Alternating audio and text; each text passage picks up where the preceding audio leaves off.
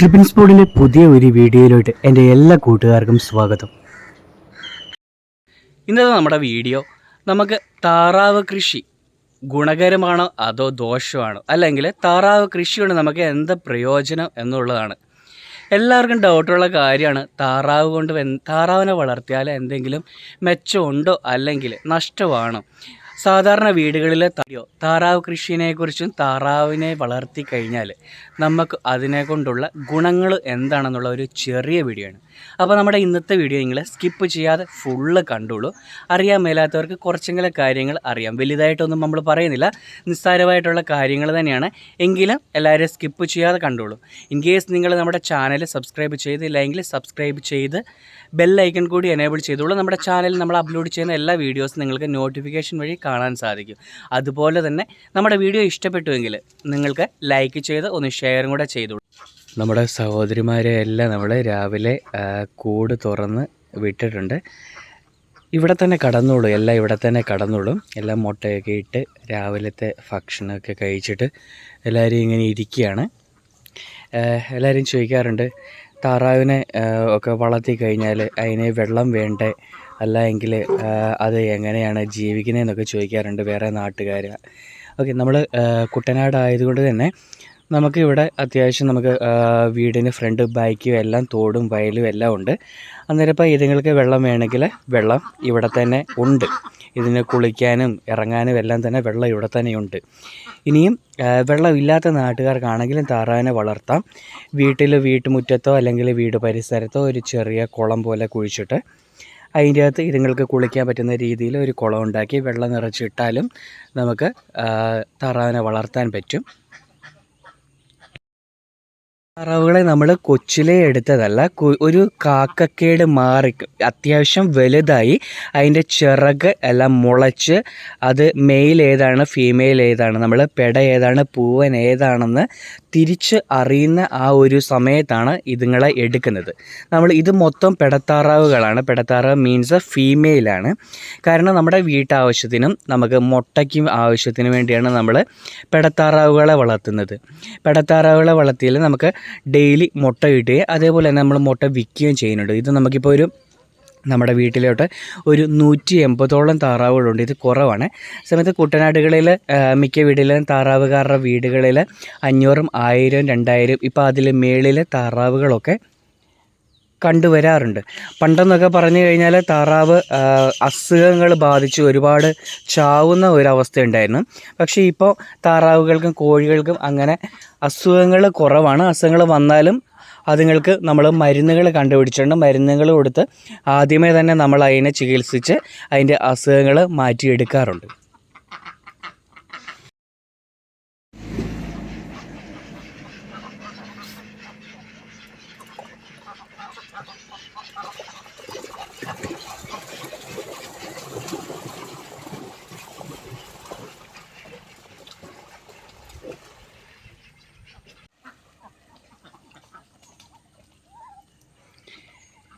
ഇനി നമ്മുടെ താറാവിന് മുട്ടയിടാൻ വേണ്ടി മെയിനായിട്ട് നമ്മൾ കൊടുക്കുന്ന ഫുഡെന്ന് പറഞ്ഞാൽ, ഭക്ഷണമെന്ന് പറഞ്ഞാൽ നമ്മുടെ ഗോതമ്പാണ് കൊടുക്കുന്നത്. നമ്മുടെ സാധാരണ ഗോതമ്പ് അതേപോലെ നമ്മൾ പാത്രത്തിൽ വെച്ചാണ് കൊടുക്കുന്നത്. നമ്മളിത് വലയ്ക്കുള്ളിൽ വെച്ചിരിക്കുന്നതെന്ന് പറഞ്ഞാൽ അത് പ്രാവുകൾ അല്ലെ കാക്കയൊക്കെ വന്ന് ഇത് മൊത്തം തിന്നാറുണ്ട്.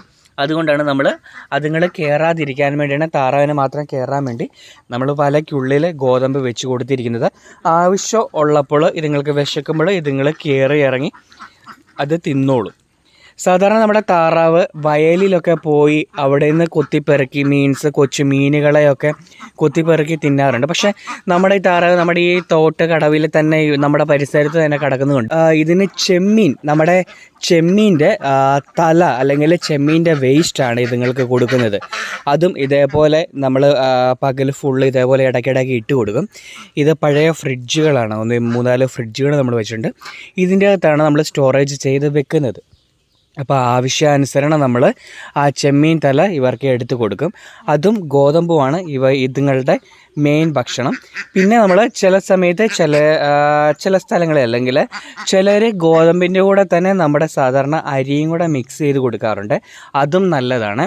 ഈ താറാവ് ഉള്ളത് കൊണ്ട് തന്നെ, താറാവിന് ഈ തീറ്റകൾ കൊടുക്കുന്നത് കൊണ്ട് തന്നെ നമുക്ക് നമ്മുടെ വീട്ടാവശ്യങ്ങൾക്ക് വേണ്ടി കോഴിയെയും വളർത്താവുന്നതാണ്. കോഴിയെ വളർത്തുമ്പോൾ കോഴിയും ഈ തീറ്റകൾ തിന്ന് നന്നായിട്ട് മുട്ടയിടുന്നതായിരിക്കും. അപ്പോൾ നമുക്ക് രണ്ട് പ്രയോജനമാണ്. കോഴിയെ വളർത്താം, താറാവിനെ വളർത്താം, മുട്ട രണ്ടിൽ നിന്ന് നമുക്ക് ഉൽപ്പാദിക്കുകയും ചെയ്യാം. ഒരാൾ മാറി അവിടെ നിൽപ്പുണ്ട് കൂട്ടത്തിൽ നിന്ന്. അവൾ മുട്ടയിടാൻ വേണ്ടി കയറിയതാണെന്ന് തോന്നുന്നു. പക്ഷേ ഇവിടെ മുട്ട അവിടെ 2 മുട്ട കിടപ്പുണ്ട്.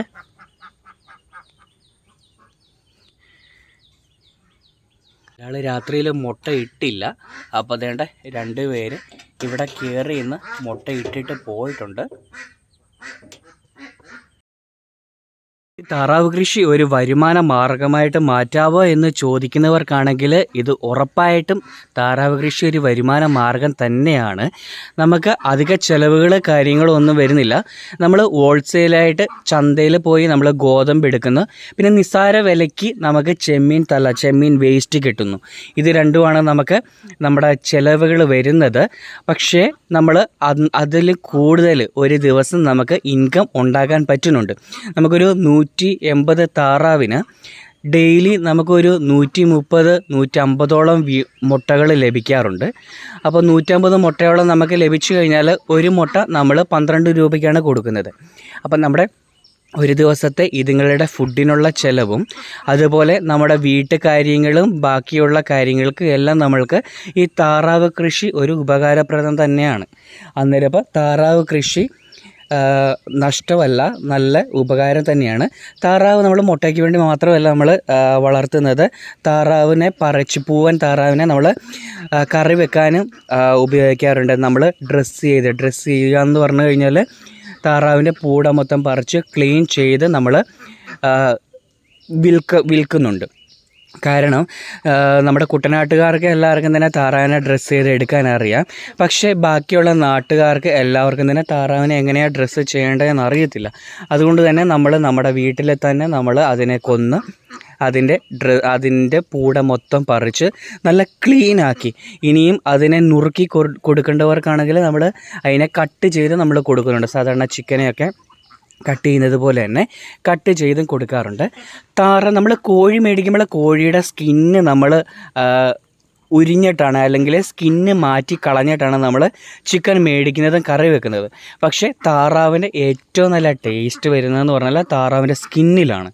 അതുകൊണ്ട് താറാവിൻ്റെ സ്കിന്ന് നിങ്ങൾ ഒരിക്കലും കളയാൻ പാടില്ല. താറാവ് മേടിച്ച് കറി വെക്കുമ്പോൾ താറാവിൻ്റെ ഏറ്റവും നല്ല ടേസ്റ്റ് ഇരിക്കുന്നത് താറാവിൻ്റെ സ്കിന്നിലായിരിക്കും.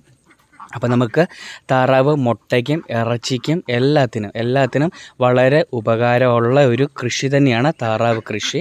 നമ്മുടെ വീടുകളിൽ സാധാ വീടുകളിൽ വെള്ളമില്ലെങ്കിലും വയലുകളില്ലെങ്കിൽ പോലും നമുക്കൊരു 8-10 താറാവിനെ പെടത്താറാവിനെ അതിൻ്റെ കൂടെ അവറ്റുകൾക്ക് കൂട്ടിന് ഒരു പൂവൻ താറാവിനെയും കൂടെ വളർത്തുകയാണെങ്കിൽ നമ്മുടെ അത്യാവശ്യം വീട്ടിൽ ബ്രേക്ക്ഫാസ്റ്റിന് അല്ലെങ്കിൽ എന്തെങ്കിലും അത്യാവശ്യ കാര്യങ്ങൾക്ക് മീൻസ് നമുക്ക് മുട്ട ഉപയോഗിക്കണമെന്നുള്ള സമയത്ത് നമുക്ക് ഇതുങ്ങളെയും കൊണ്ട് ഉപകാരമാണ്.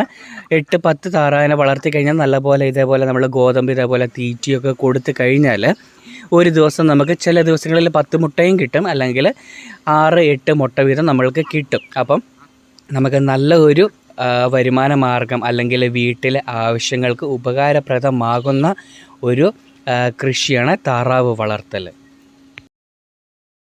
നമ്മൾ ഒരു 6-7 മണിയൊക്കെ ആകുമ്പോഴത്തേക്കും നമ്മൾ നമ്മുടെ താറാവിനെ അതിൻ്റെ കൂട്ടിൽ കയറ്റും. പണ്ടെന്നൊക്കെ പറഞ്ഞു കഴിഞ്ഞാൽ നമ്മൾ വല കൊണ്ട് കൂടുണ്ടാക്കിയിട്ട് അതിൻ്റെ അകത്തായിരുന്നു ഇട്ടുകൊണ്ടിരുന്നത്. ഇപ്പോൾ നമ്മൾ ഇടുന്നത് കമ്പി വല കൊണ്ട് നമ്മൾ കൂടുണ്ടാക്കിയാണ്. അതിൻ്റെ അകത്ത് നമ്മൾ രാത്രിയിൽ കയറ്റിയിടും. അല്ലെങ്കിൽ നമ്മുടെ ഇവിടെ മരപ്പട്ടി അല്ലെങ്കിൽ വള്ളിപ്പുലി പോക്കാൻ പൂച്ചയൊക്കെ ഉള്ളതുകൊണ്ട് അവറ്റുകൾ നമ്മുടെ താറാവുകളെ പിടിച്ച് കൊല്ലാറുണ്ട്. അങ്ങനെ വന്നപ്പോഴാണ് നമ്മൾ ഇതേപോലെ കൂടുണ്ടാക്കി അതിൻ്റെ അകത്താണ് രാത്രി ഇടുന്നത്. അതാകുമ്പം സേഫ് ആയിരിക്കും, ഇതിനകത്ത് കടന്നോളും. പുറത്തുനിന്ന് ആരെങ്കിലും ഉപദ്രവിക്കാൻ വന്നു കഴിഞ്ഞാൽ ഇവയ്ക്ക് ശല്യമൊന്നും ഉണ്ടാകുകയില്ല. നമ്മൾ രാവിലെ 4:30 ആയപ്പോൾ എണ്ണീറ്റ് മുട്ട പിറക്കാൻ വേണ്ടി വന്നതാണ്. ഈ ഒരു സമയത്തായിരിക്കും താറാവുകളെല്ലാം തന്നെ മുട്ട ഇട്ടിട്ടുണ്ടായിരിക്കും. ഈ സമയത്ത് നമ്മൾ മുട്ട പിറക്കാൻ വന്നതിന് കാരണം നമ്മൾ കുറേ ലേറ്റ് ആയി കഴിഞ്ഞാൽ ഇവറ്റകൾ ഇങ്ങനെ ഓടി നടക്കുമ്പോൾ മുട്ടകൾ എല്ലാം കൂടെ ഇങ്ങനെ കൂടി കിടക്കുമ്പോൾ പൊട്ടി പോകാൻ ചാൻസസ് ഉണ്ട്. അപ്പോൾ നമ്മൾ ഈ ഒരു സമയത്ത് പിറക്കി എടുത്ത് കഴിഞ്ഞാൽ മുട്ട കേടുകൂടാതെ നമുക്ക് കിട്ടും. ഇങ്ങനെ അടുത്തടുത്ത് എല്ലാം വന്ന് മുട്ട ഇടുന്നത് കൊണ്ട് ബാക്കിയുള്ളത് ചവിട്ടിയൊക്കെ കുറേ മുട്ട പൊട്ടാൻ ചാൻസസ് ഉണ്ട്. അതുകൊണ്ടാണ് നമ്മൾ പെട്ടെന്ന് തന്നെ അതിരാവിലെ എണ്ണീറ്റ് മുട്ട പെറുക്കുന്നത്.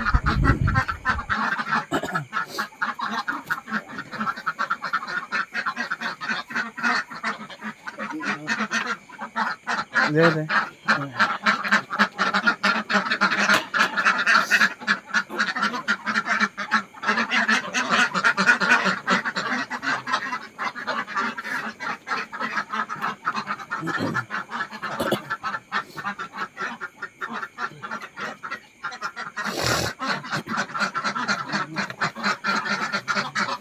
ഇപ്പറ വന്നെടുക്കുക വെട്ട വരും.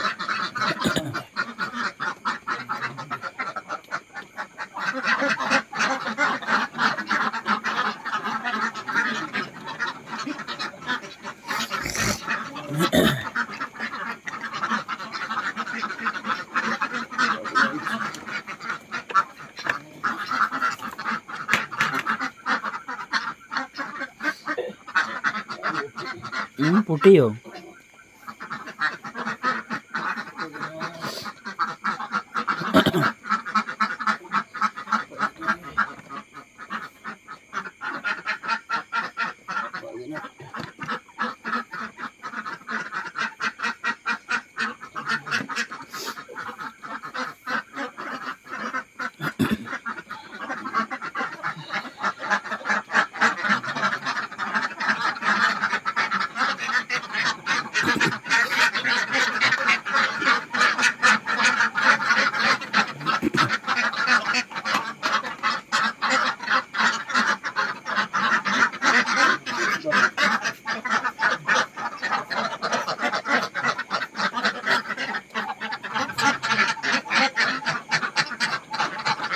അപ്പോൾ ഇന്നത്തെ നമ്മുടെ വീഡിയോ എല്ലാ കൂട്ടുകാർക്കും ഇഷ്ടപ്പെട്ടു എന്ന് കരുതുന്നു. നമ്മുടെ ആവശ്യത്തിനുള്ള മുട്ടയെല്ലാം നമുക്ക് കിട്ടിയിട്ടുണ്ട്. അപ്പോൾ മറ്റൊരു നല്ല വീഡിയോയുമായിട്ട് നിങ്ങളുടെ മുന്നിലോട്ട് വരുന്നത് വരേക്കും എൻ്റെ എല്ലാ കൂട്ടുകാർക്കും നന്ദി.